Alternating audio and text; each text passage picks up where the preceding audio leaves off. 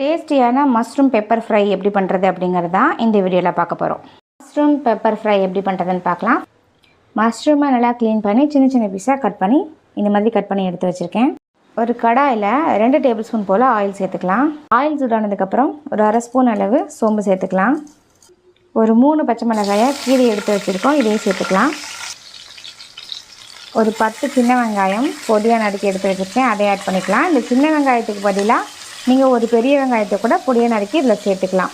நல்லா வதங்கிடுச்சு. இந்த ஸ்டேஜில் ஒரு 2 தக்காளியை பொடியாக நறுக்கி எடுத்து வச்சுருக்கேன், அதையும் சேர்த்துக்கலாம்.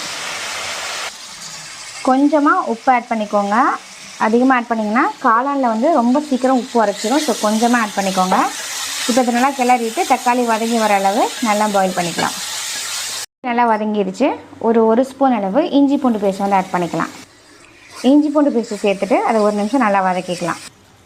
கரம் மசாலா, வரமிளகாய் தூள், நம்ம ஆட் பண்ண கரம் மசாலா வரமிளகாய் தூள் ரெண்டுமே ஆயிலில் 1 நிமிஷம் போல் நல்லா ஃப்ரை பண்ணிக்கலாம்.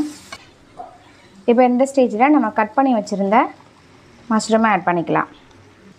மீடியம் ஃப்ளேமில் வச்சுட்டே வந்து அந்த மஷ்ரூம் வந்து நல்லா வதக்கிக்கலாம். மஷ்ரூம் சேர்த்ததுக்கப்புறம் தண்ணி எதுவும் சேர்க்கணுங்கிற அவசியம் இல்லை. மஷ்ரூமில் இருக்க தண்ணியே மஷ்ரூம் வெந்து வர்றதுக்கு கரெக்டாக இருக்கும். தண்ணி எதுவுமே ஆட் பண்ணல. மஷ்ரூம் வந்து நல்லாவே வந்துருச்சு. ஸோ மஷ்ரூமில் இருந்த தண்ணியெல்லாம் நல்லா சுண்டி இந்த மாதிரி ஆயில் பிரிஞ்சு வரணும். இந்த ஸ்டேஜில் அடுப்பை ஆஃப் பண்ணிடுங்க. பண்ணிட்டு ஃபைனலாக இதில் பெப்பர் பவுடர் வந்து சேர்த்துக்கலாம். ஒரு ஸ்பூன் அளவு பெப்பர் ஆட் பண்ணிக்கலாம். சேர்த்துட்டு இதை வந்து நல்லா கிளறி விட்டுக்கோங்க. ஃபைனலாக இதில் கொஞ்சமாக கொத்தமல்லி இலைகளையும் தூவிட்டு நல்லா சூடாக இருக்கும் போதே கிளறி விட்டுக்கோங்க. அப்போ தான் நல்ல ஃப்ளேவராக சுவையான மஷ்ரூம் பெப்பர் ஃப்ரை சூப்பராகவே ரெடி ஆயிடுச்சு.